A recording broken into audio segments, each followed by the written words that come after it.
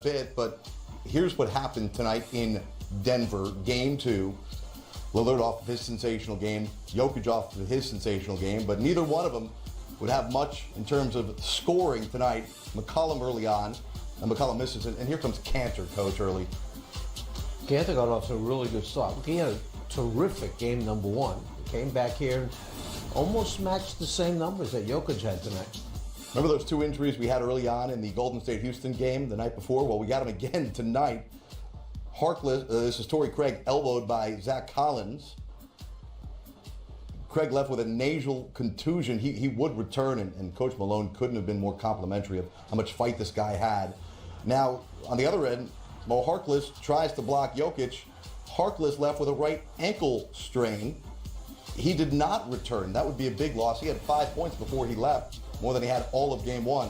But Denver just couldn't find the bottom of the cup, Grant. Denver missed 10 consecutive threes in the second quarter. Yeah, Jared, that's the story of the game right here. Denver, good looks for them, unable to convert. A horrible second quarter. As you said, 12 points by the Nuggets. Have to shoot better in this playoff games. Just 35 first half points for Denver. They were down 50-35. Third quarter, here comes Dame. Finished with just 14 points. Back over to Jokic, who battled foul trouble tonight. Jokic gets it ahead. Malik Beasley, who was big off the bench. You know, you could say the same thing about Damian Lillard that you just asked a little while ago about Jokic. Are the minutes and the fact that they have to produce so much for their teams is finally getting to them, wearing them down. Yeah, that could be the case for a game. Take a look at this. Bounce back. Take a look at this pass from Jokic finding Millsap right between Al-Farouq Amino's legs. Cantor blocks Mason Plumlee. Off on the other end, the Chiefs. The bucket and the foul. Gotta stop the ball, Jared, on defense, transition. 72-58, Portland in control. Hold on a second. Back comes Jokic. He's in the game. Playing right now with 5 fouls. Jokic gets the block. On the other end, Morris to Jokic, the dunk. Risky on that block. He almost got called for another foul. He would have been done. McCollum, he had a rough game 1. Game 2, 20.6 rebounds, 6 assists for CJ, 88-77. Jamal Murray, he was battling injury. He finally gets the friendly home roll, which, Coach, as you said, Denver was not getting tonight. Lillard to Hood. Man, Hood, so good over the first 2 games. Well, give him 17 game number 1 off the bench and 15 in tonight's game. Teams here with Lillard at the line gets a little feisty here. You see Jokic push Cantor, who then falls into Torrey Craig, and nobody knows at this point why Craig hit the deck. Timeouts called. The teams come together, even those who appeared to be in the huddle, but because of the timeout, the rules are slightly different as to who may be looked at as in terms of leaving the bench. Remember, a timeout was called. There's Jamal Murray, who wasn't in the game at the time. Have to imagine the league's going to look at it, but again, keep in mind a timeout was indeed called prior to the altercation.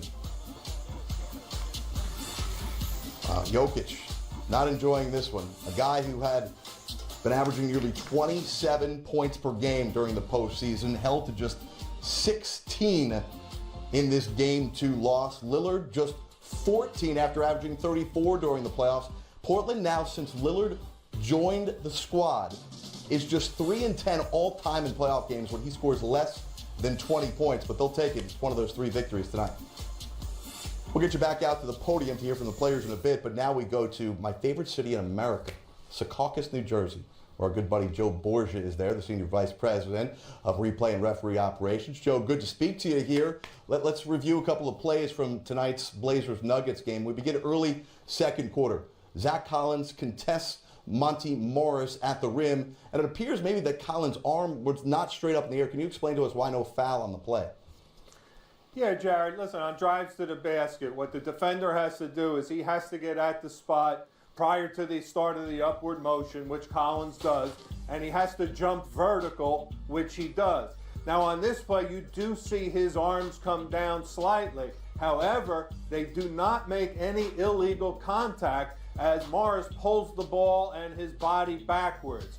So just the fact that he dropped his arm slightly, the fact was there was no contact, therefore you have no foul.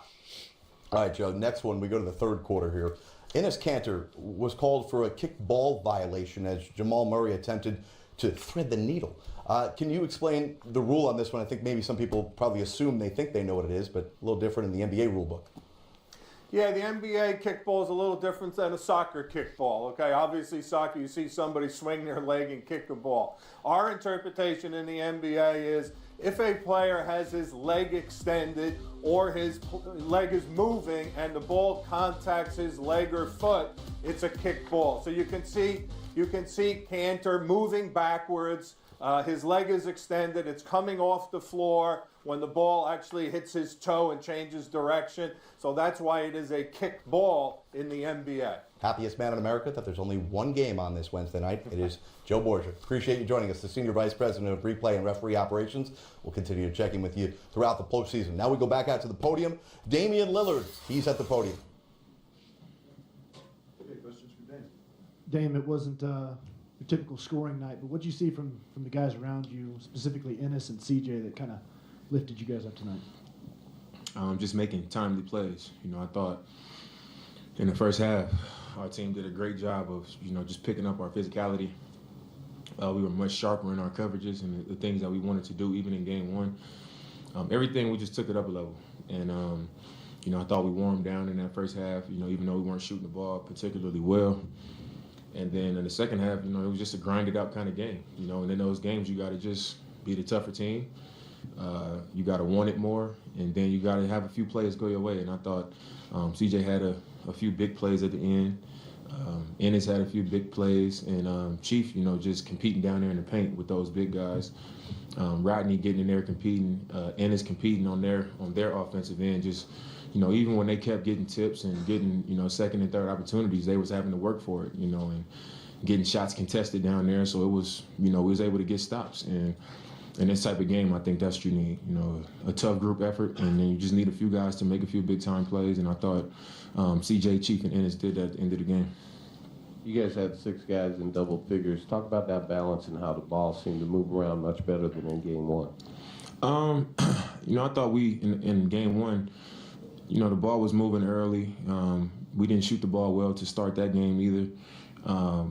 But tonight, I think it was just a much better group team game. We had so many guys involved, taking advantage of the post-ups, with the smaller guards guarding Rodney and E.T., Mo early in the game. We took advantage of those things, and, that led to so many other guys touching it. They tried to double on the block. We hitting other guys on the weak side, and they attacking and, dropping it off for layups and, weak side open shots. So I think when you play that way, it leads to more guys touching the ball, and, you get that type of result, more guys having double-digit scoring and more production.